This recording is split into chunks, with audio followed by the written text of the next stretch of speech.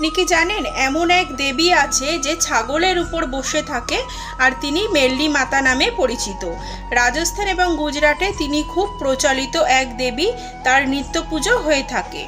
চলুন জেনে নিই কিভাবে এই মেল্লি মাতার আবির্ভাব হয়েছিল।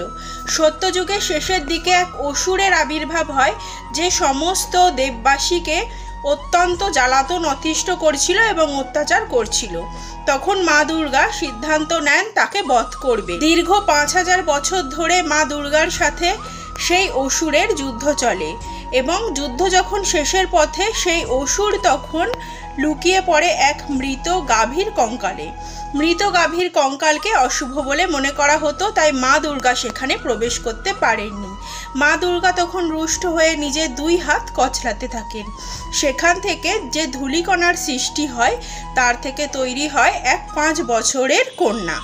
সেই কন্যা মেল্লি মাতা নামে পরিচিত হন। মেল্লি অর্থাৎ মেল, অর্থাৎ যে ময়লা থেকে সৃষ্টি হয়েছে। তারপর সেই কন্যা মৃত গাভীর কঙ্কালে প্রবেশ করে এবং অসুরকে সেখান থেকে বের করে আনে। কিন্তু অসুর সেখান থেকে বেরিয়ে শায়লা নামক এক হ্রদের নিচে প্রবেশ করে। সেখানে গিয়েও সেই কন্যা অসুরকে বের করে আনে এবং তাকে বধ করে।